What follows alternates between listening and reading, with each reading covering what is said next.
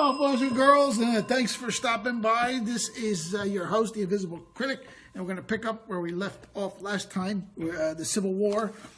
We're going to resume talking about this guy here, Judah Benjamin, who was known throughout the South. Some people nicknamed him Jefferson Davis's pet Jew. Jefferson Davis was the president of the Confederacy, but by his own words, he said that the brains of the Confederacy was Judah Benjamin. This is the top dog in the Confederacy, Judah Benjamin, and he was a Jew. And a lot of people hated this guy. He wasn't no good old boy, you know. Southern generals. Now, he started out to be in the war. He was the Secretary of War. And the Southern generals, Stonewall Jackson, Beauregard, Henry Wise, there's a number of them on the record. They hated that bastard.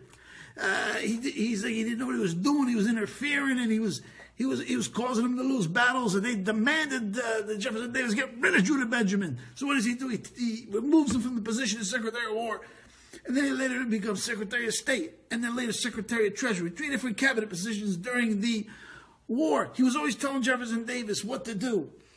How powerful is Judah Benjamin? How influential? Here he is. He's on the Southern currency. This is the currency of the Confederacy, and his ugly mug is also on the bonds, the Southern bonds. That's the top dog of the Confederacy, Judah Benjamin. And then there were other forces at work. I got a link down below. I don't want to get too sidetracked, but you want to read about the Knights of the Golden Circle, a secret society in the South. And they wanted to break away, and they wanted to take most of Mexico and Central America, put it all together under one big slave-holding empire. There's a lot of secret societies at work. You got to read about it. Knights of the Golden Circle. Okay, so now all the Southerners was good old boys. Okay? At the top, there was a lot of shady characters. Now, how are you going to get... It's only 20% of Southerners own slaves. And in the secession declarations, they all said it's because Lincoln's going to take away a right to own slaves. But how are you going to get the 80% of the Southerners who don't own slaves? How are you going to get them to fight and die? Well, they got them all riled up with, cartoons. You see this cartoon here? It's called the Miscegenation Ball. It shows all ex-slaves dancing at Lincoln's inaugural ball with white people. They said, Lincoln's he wants to mix the races. He wants to wipe out the white folk. It was all lies. I mean, what Lincoln wanted to do, his vision was to buy the freedom of the slaves and then colonize them in Central America. But some of the troublemakers in the North, the radical abolitionists, said, no, shouldn't give him any money. So it was complicated. But that's how they got a lot of the Southern boys that volunteered. They scared them. They said the Negro was going to take over. That's what Lincoln wants. But it wasn't true. Here.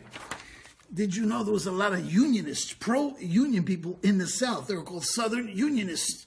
They didn't want to separate. They remained loyal, and 150,000 of them fought for the Union. These were Southerners. That's a big number because you only got 9 million population at the time, white population. So the raise that many troops shows you that there was a lot of pro-Union sentiment in the South, including some prominent people like Sam Houston. Here's an incident, 1862. The Confederates, they lynched, how many here? 40 Southern Unionists. They hung them as traitors. They wasn't traitors, they just wanted to stay with the Union. Now, during the war, Lincoln didn't want to pay the usurious loans to the big banks, which are hooked up ultimately with the Rothschilds. Like they were doing, they were gouging the South, and they wanted to gouge the North. But he printed his own money, interest-free, greenbacks. Okay, no interest. That's a big no. You don't print your own interest-free money. Okay, now we covered in previous episodes how Britain and France, they were both owned by the Rothschilds, and they were like the hitmen of the Rothschilds. 1853 to 1856, it was Britain and France imposed the Crimean War on Russia. 1856 to 1860, they imposed the Second Opium War on China. 1861, they invaded Mexico to collect debts. Mexico was laid on their debts, so they were like the hitmen, debt collectors for the Rothschild. That's the British-French alliance. All right? And Lincoln had to worry about them getting into the war. The British were already in the north and Canada. Now the British and the French have invaded Mexico. Big problem. If they intervene on behalf of the South, the Union will be split in two. It was the Tsar of Russia, who just at war with the British and French a few years ago, came to the rescue of Lincoln. This is a British cartoon. It's mocking Lincoln and the Tsar. Here's a statue in Moscow. Lincoln and the Tsar. They never actually met. It was through their emissaries that they made these deals. I want to show you a picture. These are Russian troops. They arrived in San Francisco. And then others were stationed in New York. The Tsar sent a clear, unmistakable message to Britain and France. If you intervene, we're going to join the war too. So that kind of caused them to back down and back off. That's a true story. Now, what do we got here? July 1863, the Battle of Gettysburg, a big turning point, Gettysburg, Pennsylvania. Big battle. The Confederates lost, and that was kind of the turning point of the war from there. What else we got? We had draft riots right around that same time in New York City. And there was a lot of accusations that these were fomented by British agents. But it was bad draft. And there was a lot of resentment against the draft in the South, too. They had to draft men to fight. And a lot of them were complaining. They're saying, hey, this is a rich man's war, because they had this clause in the Southern draft. If you own so many slaves, you didn't have to fight. They said, well, they need to stay there and watch the slaves. Or you could buy your way out, both in the North and the South. There was a lot of resentment towards the draft because rich people could get out of it. So don't think that, the South is pure and, they were for always liberty against tyranny. No, they had a draft. They were killing Unionists. They had secret societies. And like I said in the last episode, it's troublemakers in the North, some of these radical abolitionists, and troublemakers in the South, some of these secret societies and secessionists, been causing trouble since the days of Andrew Jackson. And they both had links to Europe from both North and South, which means the Rothschilds. Now, it is an amazing article. I'm going to link it down below. October 1864, the Chicago Tribune. It's all about August Belmont, whose real name is Schomburg, chairman of the Democrat Party in the North, opposed to Lincoln, also related through marriage to Slidell of Louisiana, who we talked in the previous episode. They're actually saying how the British and the French were controlled by the Rothschilds and were trying to intervene in the war. And then when they couldn't get in militarily, August Belmont is being a traitor, and he's floating bonds to help fund the South, or the agents in the South are. But August Belmont, all of a sudden, in the beginning he was pro-union. Now he's like, well, let the South go. So they were saying that he's acting on Rothschild's behalf, and he was a Rothschild agent. But it's very interesting to see a newspaper in the 1860s specifically calling out the Rothschild family as the power behind Britain and France trying to split the Union. I didn't even know they knew about these things in America back then, but evidently they did. Here he is, August Belmont, chairman of the Democrat Party, very powerful man. His name is Schomburg. He's from Frankfurt, and he was a Rothschild agent. He worked for the Rothschild banking dynasty, and he comes to America and becomes one of the most powerful political leaders in the North. And then in the South, you got Judah Benjamin. What's going on here?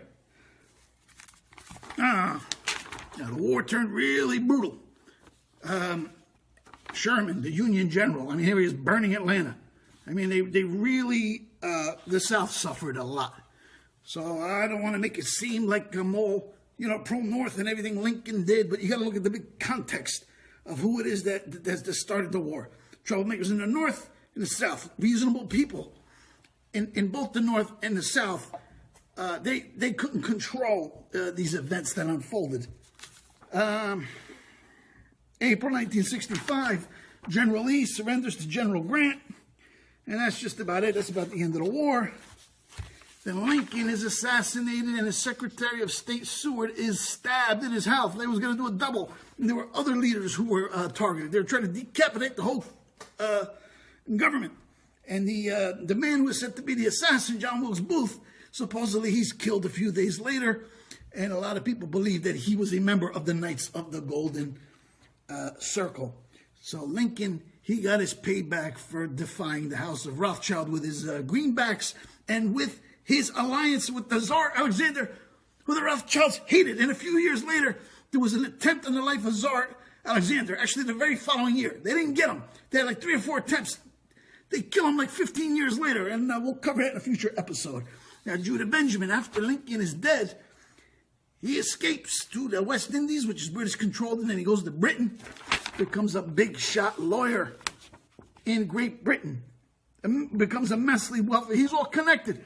It's like he arrived in Britain and they set him up, and it's like he had 2 lives. He was like the boss man of the Confederacy, and then that ended, boom, he becomes a big legal scholar in Britain. And it was the son or the grandson of one of the Southern generals. His name was Henry Wise, wrote a book years later.